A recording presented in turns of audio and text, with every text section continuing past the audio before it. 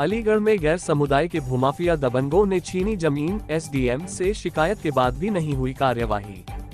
आपको बता दें कि अलीगढ़ जिले के मंजूर गाड़ी का है, जहां पीड़ित मनोज की जमीन है। मनोज का कहना है कि कुछ दबंग लोगों ने मनोज की जमीन को जबरदस्ती हड़प कर लिया है और उस पर निर्माण करने जा रहे हैं, जिसकी शिकायत मनोज ने एसडीएम अलीगढ़ भी की हुई है। मनोज ने मीडिया को ये भी बताया कि वहां पर सिर्फ अकेले मनोज का ही घर है और चारों तरफ की जो आबादी है वह दूसरे समुदाय की है, जिसकी वजह से दूसरे समुदाय से होने की सजा उसको मिल रही है और उसकी जमीन को जबरदस्ती हड़प जा रहा है।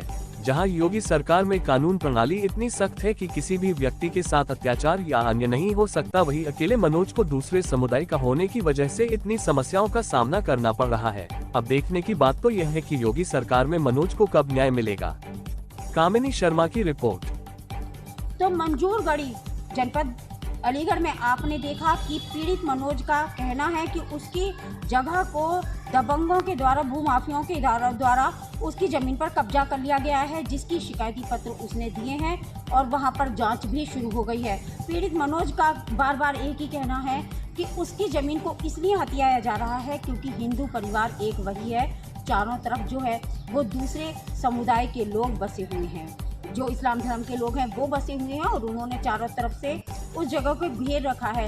ये पीड़ित मनोज बार बार आपने देखा कि वीडियो में कह रहा है, न्यूज़ पर मीडिया वालों से कह रहा है, साथ ही शिकायती पत्र भी उसने दिए हैं कि उसकी जान मान को खतरा बना हुआ है। अब गौरतलब बात तो ये रहेगी कि योगी सरकार में पीड़ित मनोज को कितनी जल्दी न्याय मिलेगा। क्या उसकी ज़मीन को भूमाफिया उसकी ज़मीन पर दबंगई के द्वारा उसको दबा लेंगे, उसकी ज़मीन को ले लेंगे, या फिर वाकई उसे न्याय मिलेगा और उसकी ज़मीन जिसके पुख्ता सबूत मनोज के पास मौजूद है, उसकी ज़मीन मनोज को वापस मिलेगी।